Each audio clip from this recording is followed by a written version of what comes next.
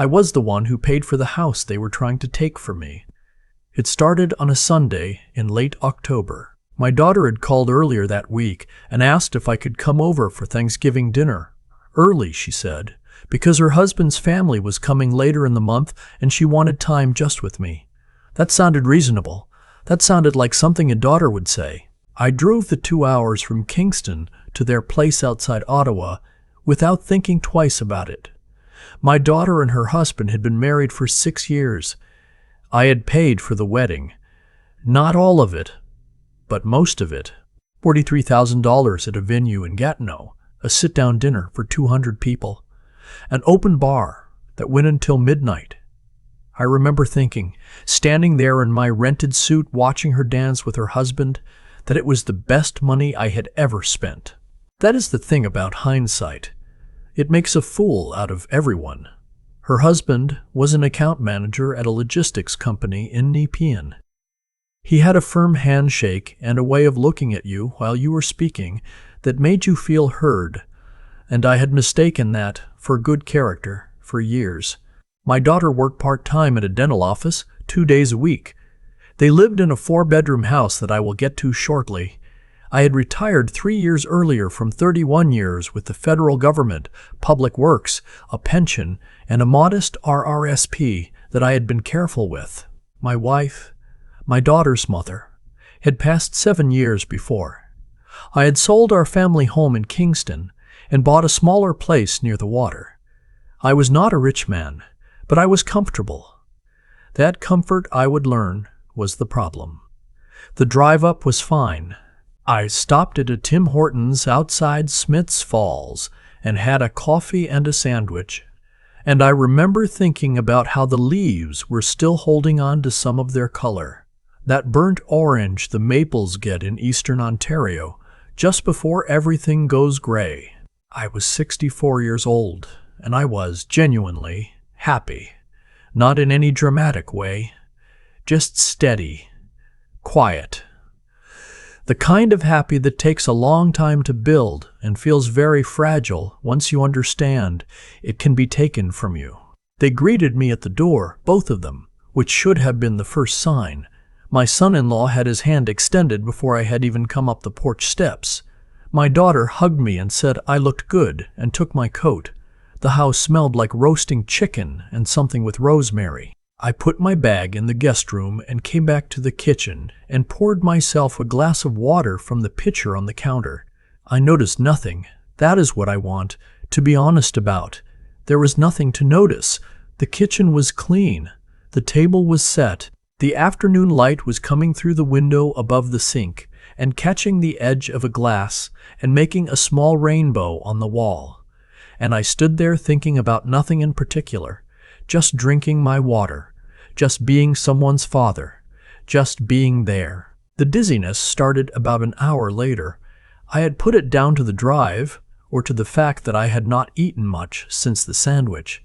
My son-in-law poured me a glass of wine, and I took a few sips, and that seemed to help briefly. But by the time we sat down for dinner, I was having trouble tracking the conversation. There was a ringing in my left ear. My hands felt slightly wrong, like they belonged to someone else. I excused myself and went to the washroom and sat on the edge of the tub for a few minutes with my head down. I told myself it was nothing. You do that when you are 64. You have spent enough years watching your body do unreliable things that you have learned to negotiate with it. I went back to the table and ate some chicken and tried to keep up with the conversation. My son-in-law was talking about property values in their area, how the house had gone up considerably since they bought it. He said this while looking at me in a particular way that I could not quite read at the time. They had bought that house with help, my help, $200,000, drawn from the sale of my family home, given as an early inheritance, or what I had thought of that way. A gift, something I had offered because I wanted to see my daughter settled, and because I trusted her completely, and because her husband had sat across from me at a restaurant in downtown Kingston 3 years prior and laid out what he called a solid plan with a printed spreadsheet and a confident voice. And I had believed him. I had signed no paperwork. There was nothing formal. It was money given in good faith to family. After dinner, I helped clear the table and then sat in the living room while my daughter made tea. My son-in-law came in and sat across from me and started talking about estate planning. He asked me if I had updated my will recently. I told him it had been a few years. He nodded slowly, the way people nod when they already know the answer to the question they just asked. He said something about how it was important to have things in order, especially at my age, especially given that I lived alone. I said I agreed. He said he knew a notary in Canada who was very efficient, very reasonable, who could come to me if that was easier. I did not think about that conversation again until 3 weeks later. I went home the next morning. I had slept badly.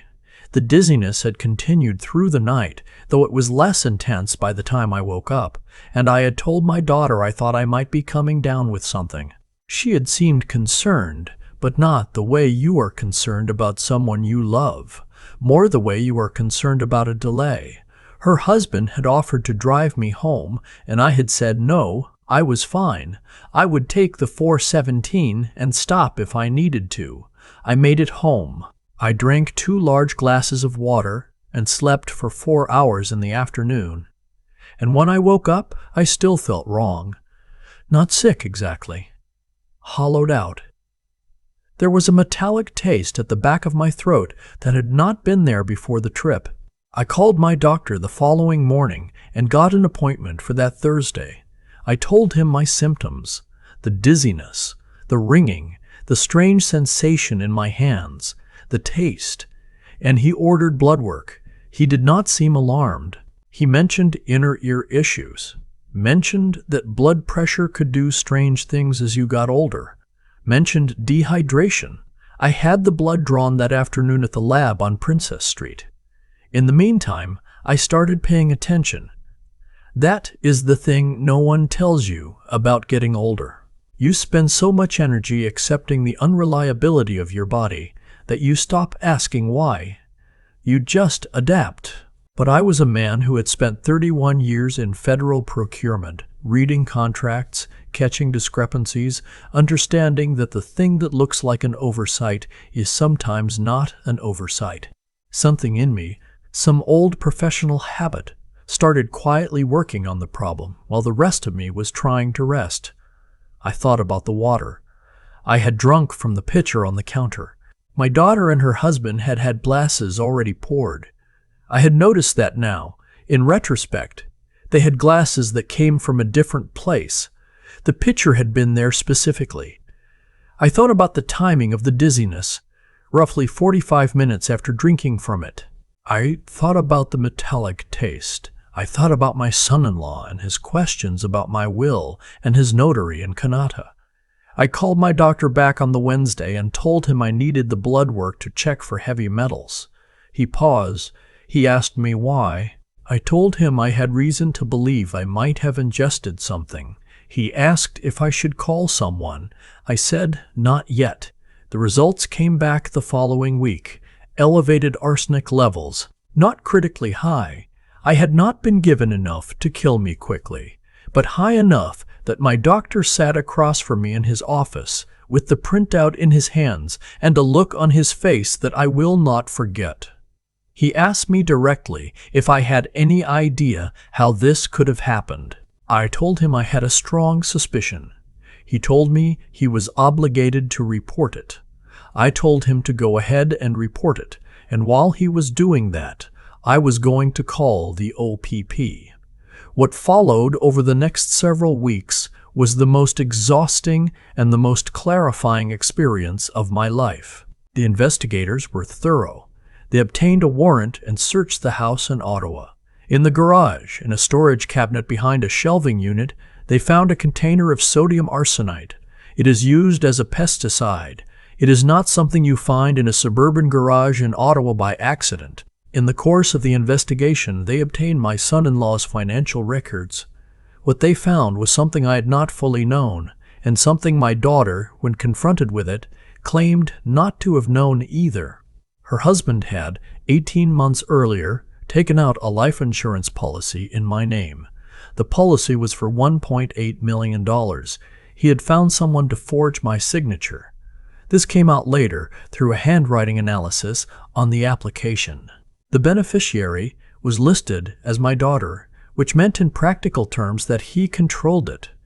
He also had significant debt, not the kind you accumulate through bad luck, the kind you accumulate through bad decisions made repeatedly over several years, failed investment accounts, a private loan from a colleague that had gone sideways, credit card balances across 4 cards totaling just over $60,000. The house, which he had spoken to me about so confidently at the dinner table, had a second mortgage on it that I had not known about. My daughter. I need to say something about my daughter. She cooperated with investigators from the beginning. She provided them access to devices, to accounts, to anything they asked for. She told them she had known about the debt, but not the full extent of it.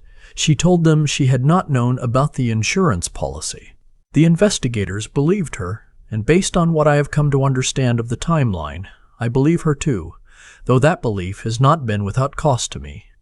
There are things you cannot unknow about the person you raised. There are questions I still have about what she saw and chose not to see, and I do not think either of us will ever fully resolve them. My son-in-law was charged with attempted murder, fraud over $5,000, and forgery. He was tried in the Ontario Superior Court of Justice. The trial took 11 days. The forensic accountant who testified was methodical and devastating.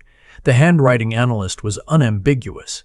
The toxicologist explained to the jury, in plain terms, that the arsenic levels found in my blood were consistent with repeated low-dose poisoning, which meant the Thanksgiving visit was unlikely to have been the first time. I thought about every meal I had eaten in that house over the past 2 years. I thought about every glass of water. He was convicted on all 3 counts.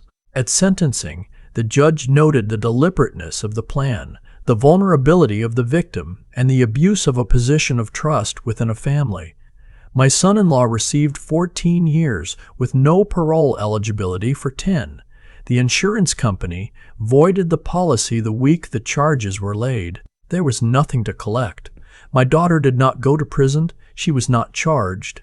She sat in the courtroom for the duration of the trial, and she did not look at her husband once during the verdict. Afterward, she came to find me in the hallway, and she stood in front of me, and she said she was sorry, and I could hear that she meant it, and I did not know what to do with that. I still do not fully know. We have been meeting for coffee once a month at a neutral place. We talk about small things. We are building something. Or we are trying to. It is slow work, and I am not sure where it leads, but I am not ready to give up on her entirely, and I do not think she is ready to give up on me. After the trial, I had 2 things to do. The first was practical. I sat down with my own lawyer, not my son-in-law's notary in Kanata, never that, and we went through everything. My will was updated. My finances were reviewed. I set up a power of attorney with someone I trust, a man I worked with for 20 years in public works, a friend in the truest sense. Everything was documented, witnessed, recorded. I left nothing to chance. The second thing was harder. I drove back up to Ottawa on a Saturday in early spring, not to my daughter's house, but to the Rideau River, a stretch of it near Hog's Back Falls where I used to take my daughter when she was small. There is a bench there. I sat on it for a long time, and I watched the water, and I thought about my wife, who died before any of this happened, and I was grateful she did not have to see it, and I was sorry she was not there to help me carry it. I am 65 years old now. I take a walk every morning along the waterfront in Kingston. I have dinner on Fridays with my old colleague and his wife, who make too much food and always send me home with containers. Last month, I started volunteering at a community center, helping seniors with paperwork, tax forms, benefit applications, that kind of thing, because I know now in a way I did not before how vulnerable that paperwork can make you when the wrong person knows how to use it. I do not tell this story because I want sympathy. I have enough of what I need. I tell it because I was a careful man who missed the signs, and I want you to know that missing signs is not a failure of intelligence. It is a failure of imagination. We do not imagine that the people we love most have mapped out our deaths. We do not imagine it because we do not want to. And that is exactly what people like my former son-in-law count on. Pay attention to your paperwork.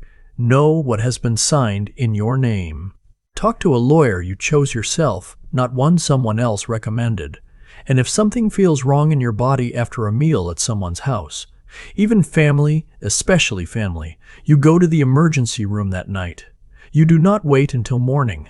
You do not give the poison more time than it has already taken. That is the lesson I paid for.